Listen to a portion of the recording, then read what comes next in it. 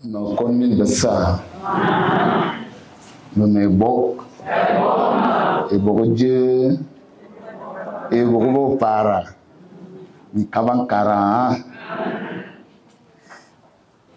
Donc, me te veux un timbama woni ngang.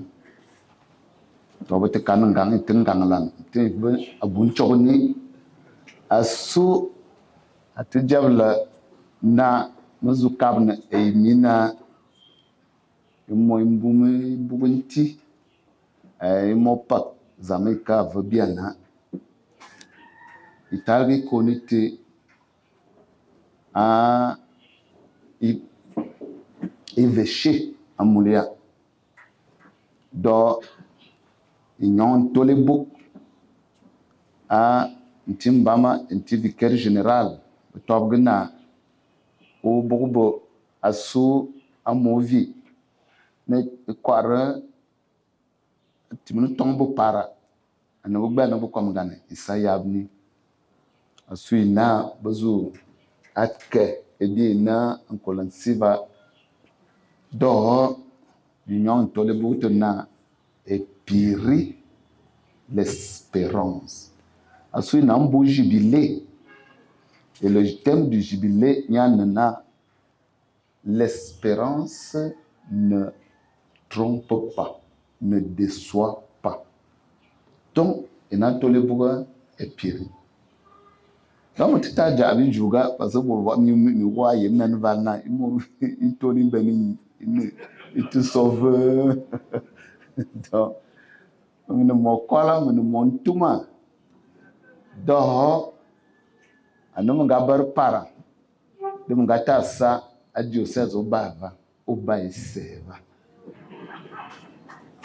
então então vou ngano mumo a ipok ambos tema ngaka ikabitato mkurandam eligun kuma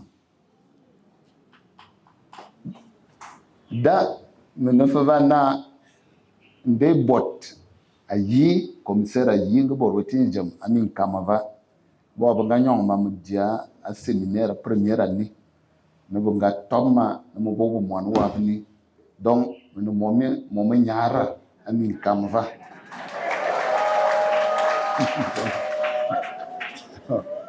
do bonga jabi juga sumo mavuna ya imo itoni sumo ngajara atanmuna donc ko boba ongole wono da njaga yewo. Donc, Excellence, Monseigneur Sostène Léopold Bayemi, évêque d'Obala, Monseigneur le vicaire général Luco Nambélé, et tous les confrères dans le sacerdoce ministériel, et à vous tous, peuple de Dieu, aujourd'hui est un grand jour. Je viens de le dire en langue, c'est toujours pour moi un plaisir et même un honneur et un bonheur à chaque fois que je suis invité dans mon diocèse de cœur, au Bala, de venir partager avec vous ces convictions qui nous sont communes. Alors aujourd'hui, nous célébrons par anticipation la messe chrismale. De toute façon, à chaque fois qu'elle est célébrée, c'est bien celle-là. Nous la célébrons aujourd'hui. L'évêque a voulu la placer une semaine avant pour que le jeudi saint, tous les prêtres soient dans leur paroisse. Alors aujourd'hui, nous avons travaillé depuis l'évêché, l'ensemble du sacerdoce, du presbytérium d'Obala, sur le thème de l'espérance. Et je crois qu'à quelque chose près, c'est le même thème qui se déploie même dans les lectures que nous venons d'écouter aujourd'hui. Alors, je voudrais qu'on y retienne quelques petites choses simples, depuis la première lecture jusqu'à l'Évangile. Et nous voyons bien, pour ceux qui ont suivi, même si c'était en langue, on comprend tous notre ton natal. La première lecture et l'Évangile disaient exactement la même chose. mais à des époques différentes.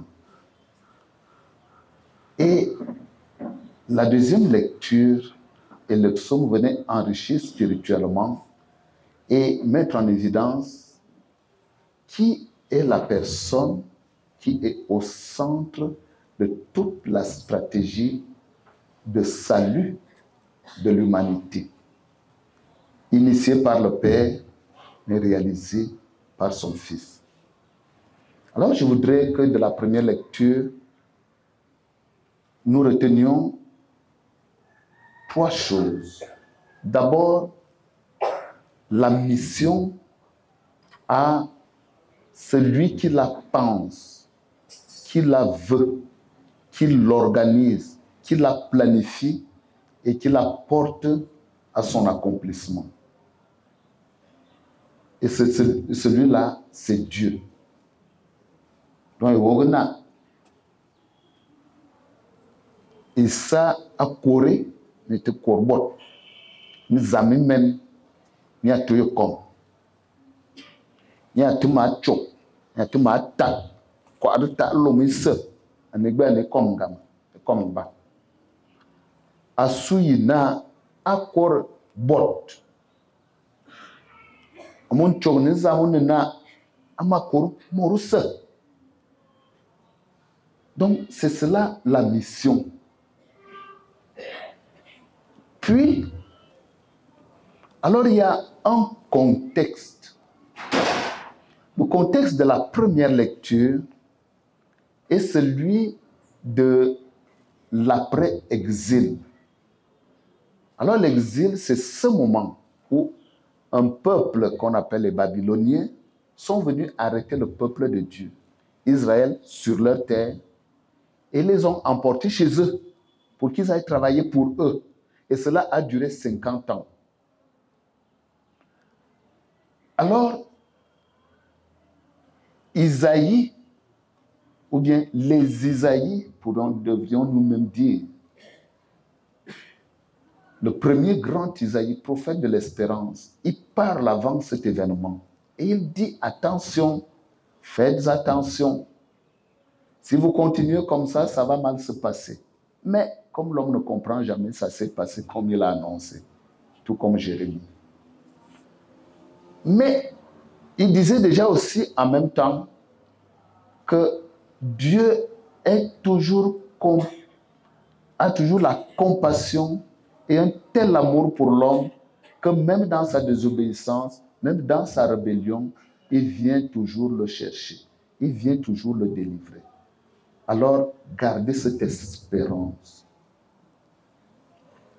Et puis, pendant l'exil, un disciple de ce grand prophète a maintenu cette espérance. Et il ne voulait pas dire à ceux qui ont désobéi et qui sont maintenant en exil, n'est-ce pas, je vous l'avais bien dit, à Chikongongoli. Donc, il commence à dire non, consolez mon peuple, parce qu'on ne tire pas sur les ambulances. Ce qui est fait, alors on s'organise pour repartir. Alors Dieu prend soin de son peuple avant, pendant ce temps d'épreuves, de difficultés en terre étrangère. Mais le plus important encore, c'est le contexte de ce passage que nous venons d'écouter. Là, c'est Dieu avait déjà mis fin à l'exil par un roi païen. Parce que quand Dieu veut réaliser ses projets, tout le monde est mis à contribution, même les ennemis. Parce que tout concourt au bien de ceux qui croient et de ceux qui aiment Dieu. Donc, même ce roi païen va être celui qui va mettre fin à l'exil, Cyrus, pour laisser le peuple de Dieu retourner sur sa terre. Alors, il a organisé tout ce qui avait comme bonne volonté du peuple juif et qui était venu en exil à Babylone. Il dit, vous allez rentrer sur votre terre avec pour mission d'aller rebâtir le temple à partir duquel Dieu parle et organise la vie sur terre et vous prépare à le rejoindre à l'au-delà. Voilà votre mission, allez rebâtir le temple. Allez rebâtir spirituellement le peuple. Et ceux qui devaient donc rentrer, ils avaient compris leur mission comme d'abord l'ayant reçu de Dieu. Et en tant que tel, ils ne devaient pas faire ce qu'ils voulaient, ou bien ce qu'ils souhaitaient, ou bien comme ils le pensaient. Ils devaient venir le faire dans l'esprit même de ce que Dieu a voulu, comme si c'est Dieu lui-même qui le faisait. Donc c'était des lieutenants de Dieu. C'est ça le missionnaire. C'est ça le Messie, loin, celui que Dieu a oint de son huile sacrée. L'évêque va les bénir tout à l'heure pour sanctifier tout le peuple de Dieu qui est dans la Léquier et dans la Haute-Samarie. Alors, ces gens, c'est eux qui parlaient donc ainsi. Ils disaient, oui, nous étions en exil, mais nous avons eu la chance de côtoyer un peuple d'une grande culture, d'une grande économie, d'une grande pensée. Donc, quelque part, c'était un malheur au départ, mais on a un petit plus par rapport à ceux qui sont restés au pays. Et nous allons retourner sur notre terre pour cette mission de salut, cette mission de compassion, cette mission de, on va dire, de reconstruire le tissu fraternel. Et on voit qui sont dans les bénéficiaires de cette mission, de ces hommes vaillants qui ont accepté de retourner. Parce qu'il y a des gens qui vont à l'étranger et ils trouvent que c'est tellement bien et ils ne reviennent pas. Nous connaissons, nous avons beaucoup d'entre nous dans nos familles, ces benguistes qui sont partis. Au début, donner des nouvelles, quelquefois ils venaient même, et maintenant qui ne sont plus revenus, qui ne viennent plus. Alors, eux, ils ont eu le courage et la bonté de cœur de revenir, travailler pour leur peuple, les sauver, les aider. Alors, quel était ce peuple qu'ils sont venus aider? Alors, on a cité toutes ces catégories. L'Esprit du Seigneur est sur moi, qui suis ici en exil, mais qui suis prêt à rentrer. Pour aller faire quoi? Aller m'occuper des boiteux, des aveugles, des opprimés, des handicapés, de tous ces blessés de la vie.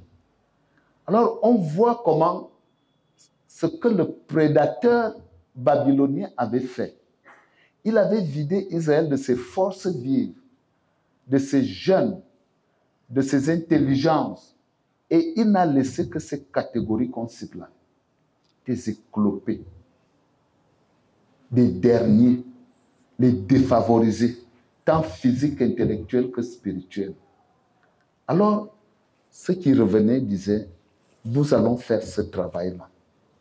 Alors la mission, comme on le comprend depuis la première lecture là, est d'abord donc une œuvre de compassion. La compassion de Dieu. Pas souffrir ou bien aimer tellement. Et cum, ça veut dire avec. Donc, compassion, c'est souffrir avec. Aimer pour relever celui qui souffre. Voilà le cœur de Dieu. Et ceux qui revenaient, ils avaient donc à cœur de venir travailler selon le cœur de Dieu. Et voilà pourquoi ils ont reçu cette onction. Parce que pour faire ce travail si difficile, ce travail de cœur, il faut une marque spéciale. Il faut une force spéciale. Il faut l'esprit même de Dieu pour faire cette mission de s'occuper des pauvres. Alors, à notre échelle, à notre niveau. Journée des prêtres. Journée de ceux qui sont partis. Ils sont allés en Colbison, à Bertois, à Douala, à Bambouy. Ils sont allés partout. C'était un mini-exil. Après le bac, de 7-8 ans. Il y en a même qui ont prolongé encore, même étant déjà devenus prêtres. Mais, et qui ont accepté de revenir. Alors le Seigneur les a oints. Comme vous voyez souvent aux ordinations, et la cathédrale en a l'habitude, dans les mains, l'évêque oint dans les 2 mains. Allez en mission. Allez travailler pour Dieu. Allez travailler à sauver tous les hommes et surtout les plus défavorisés. Alors aujourd'hui, nous disons merci à nos prêtres, ces exilés qui sont revenus pour être sur nos routes de Komtou à Dibé, à Wassabambele, Tchekan, partout. On a quadrillé le terrain. Ils sont là, jour et nuit, nos prêtres, nos consacrés, nos oints. Ils ont laissé tous les avantages qu'ils auraient pu avoir avec leur niveau scolaire, avec leur niveau académique, d'avoir des grands postes là-dehors, comme tous les autres. La plupart de nos camarades, ils sont des grands messieurs. Moi qui vous parle, c'est mon camarade qui est directeur du budget. On a fait de la 6e en terminale ensemble. Je suis sûr que si je n'étais pas devenu prêtre, je serais peut-être quelque chose comme lui. Ou s'il était devenu avant, il me ferait aussi être au moins à côté de lui. Donc, voilà. Alors, donc, il serait en train de jouir d'une grande vie. Mais ils ont laissé cela. Vous voyez, cette pluie battante, elle nous a battus. Imaginons celui qui est loin dans la Haute-Sanada, là-haut. Celui qui est partout dans nos routes du centre, ne sont pas mieux lotis, à part l'axe central. Alors, ils sont là pour nous. Sachons reconnaître la valeur d'un tel sacrifice. Amen. Amen. Amen. Amen. Sachons remercier nos prêtres pour ce sacrifice. Merci à nos prêtres qui sont revenus s'occuper de nous, de Bomin Tuntung, et Befen Koum, et Mimbomboa, et Bomin et Bobon, et Mimbungul, venez dire ça. Bango, bango. Ils veulent nous sauver. Laissons-les nous sauver. Facilitons-leur la tâche. Travaillons dans l'esprit de ce que le Concile Vatican II appelle une co-responsabilité différenciée. Nous sommes responsables ensemble, mais chacun dans son rôle. Personne ne fait le travail de l'autre, dans le respect des couloirs des uns et des autres. Alors, oui, nous ne dirons jamais assez merci à nos prêtres pour ce sacrifice-là. Mes pères, nos pères, continuons à travailler pour l'œuvre de Dieu, pour le peuple de Dieu. Alors il y a parmi eux, comme on a dit, toutes ces classes défavorisées, mais il y a aussi les riches, il y a aussi les pauvres, il y a aussi les bien portants. Il y a les obéissants, il y a les lions indomptables. Mourir à tout de camp. Donc, il va parler à tout le souhait. Parler à donc, par ma corps, il ne parle pas comme ça. Il m'a comme yam. Donc, vous voyez, ne va pas bien naturel. Il y a ne va à matango. Il y a ce qu'on te se donne dans le temps de résoudre. Donc, alors, mais c'est notre peuple. Nos prêtres nous aiment. Nos prêtres travaillent pour nous.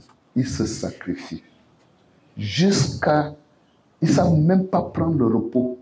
Parfois, bien même, ils ne sont que par me dire, de ouais, ngam ti jamna amovi na mo pas ya te boko men comme une fois moi dame ti charna moi dame ti charbi mo ka 2 heures moi dame ti charni mais vous te supporter parce que vous êtes bien donc bon chorni en timbama ate comme na bo mission be selo ma gbe pa ate multiplier bo mission asunu mo sa wo be buginti mo sa kames bien ate bo kames à 5 km 8, 10.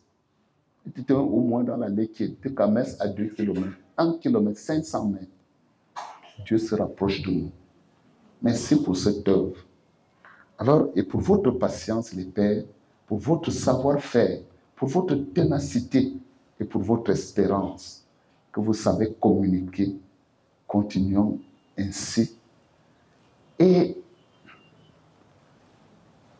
alors, pendant combien de temps se fait ce travail? Je finis par ça. Alors, dans l'évangile, Jésus était venu à la synagogue. On nous dit il en avait l'habitude. Donc, Yesu nya anga bobuga chwas. Kana anga bogbel tumna amosa barose. Yesu na ande chwas. Donc, monter première fois à quelque langue. Vous faites une boule na akwa mi karmam. Alors, donc comme na mukala nya anga ba ninyo anga ba bete yana. Alors, il ouvre le rouleau, il le déroule. Alors, au début d'un rouleau, on est au chapitre 1. Et là, quand Jésus cherche la lecture, il déroule.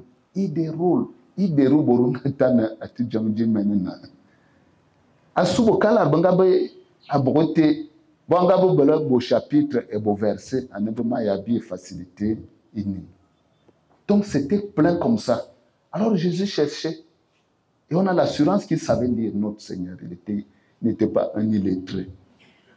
Alors il est allé jusqu'au chapitre, à ce qui est aujourd'hui le chapitre 61 pour un livre qui a 66 chapitres. Donc, ina lara na mission we anan loman na tout comme Dieu. Il cherchait ce passage-là qui caractérise, qui résume toute sa mission sur terre, mais qui résume aussi la mission de tous les ouvriers apostoliques, depuis le pape jusqu'au dernier catéchiste. Donc, dans mon passage, l'Esprit du Seigneur est sur moi. Donc, alors Jésus se met dans l'esprit de ceux qui sont rentrés de l'exil. Donc, il est venu du ciel, d'auprès de son Père, pour descendre à notre bout, pour cette mission, pour venir nous relever. Alors, il est venu pour tous, mais davantage pour ces catégories. Le Seigneur m'a envoyé faire du bien à tous, relever tout le monde. Alors, comme je disais, la question c'est pendant combien de temps Eben ça rezam? Bite ça zam était bon mieux. Donc, Jésus dit, il m'a envoyé proclamer tout cela et annoncer une. Alors on a dit une année. Alors il y a un problème de traduction. Lucas, un gars qui l'a encore grec. Donc il y a un gars qui a Eneatos. Donc, du beaucoup de ethos, c'est ça l'année. Eneatos, c'est une ère, une période d'une longueur indéterminée.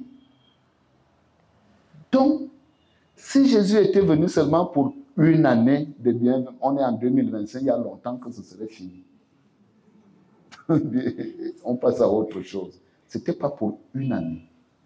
Alors, et ce n'est pas ethos, donc Eneatos, pour venir inaugurer une ère. Et c'est ce qu'on appelle l'ère chrétienne. Et on a dit, ce temps est indéterminé, il ne s'arrête pas. Il commence et il ne s'arrête plus. Ou alors, il ne va s'arrêter que quand tout le monde, toutes ces catégories que Jésus est venu chercher, se retrouveront dans la maison du Père. Voilà le terminus. Pas terminus Mimboman. Voilà notre terminus, c'est là-bas. Alors, l'ère chrétienne,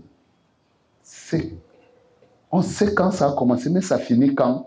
Beaucoup ont déjà voulu fixer une limite à ça, une fin. Vous voyez, toutes ces initiatives des témoins de Jéhovah, de toutes ces sectes millénaristes, et tous ces alléluia-là, et toutes ces églises énervées. Voilà, donc, oui, ça va finir. En 1972, les plus anciens se rappellent. Aux témoins de Jéhovah, il peut parler de congrès, hein? Si c'est la fin du monde, 1962. Donc, papa, il y a carbona. Si man, il y a comme assoin. Mais si c'est bon man, il y a un sokova. Encore le simo. Papa, quand il parlait, c'était un monsieur. Donc, il t'a fixé.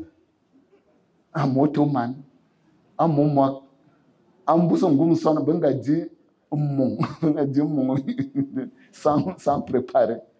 Voilà, et papa dit pardon, on veut descendre. On ne fixe, donc ce temps n'a pas de limite. Et le Seigneur a dit, on lui a posé la question, est-ce maintenant que ça va finir? Il ne vous préoccupez pas de savoir les temps que le Père a fixé dans sa liberté souveraine. Nul ne connaît même pas le Fils. Et le Fils ne veut même pas savoir. On est seulement à regarder le Père. C'est lui qui mène la danse. Alors, ce temps, donc, c'est une ère. Donc, bien, tu connais, date man. Voix-nous, te que ma joma, ton voix-nous, te que vous. Parce que Zamati yana. Et tourner ça, c'est là. Ça n'y tourne. Zamati a une certaine man. Que pam, poum, bien fait. Alors, c'est un travail de longue haleine. Déjà, pour la vie de chacun d'entre nous, c'est jusqu'à ta mort. Et pour la vie de l'Église dans son ensemble, l'Église avance. On est à 2025. Qui sait combien d'années il nous reste encore? On ne veut même pas le savoir. On continue seulement de travailler. Travailler avec nos pères. Facilitons-leur la tâche et ils nous faciliteront l'accès au royaume éternel. Alors aujourd'hui, l'évêque va maintenant bénir les huiles qui vont servir à sanctifier le peuple de Dieu. Et les prêtres, tout au long de l'année, ils exercent ce ministère. Donc, d'ailleurs, les trois, ministère de l'enseignement, ministère de sanctification et ministère de nous diriger, de nous gouverner, de veiller sur nous. Alors, merci encore à vous les pères pour ce don de vos vies, de ce que vous êtes et de ce que vous avez.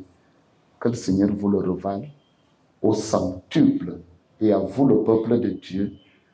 Voilà, que le Seigneur vous bénisse par le ministère de nos prêtres. En tout lieu, en tout temps, loué soit Jésus-Christ.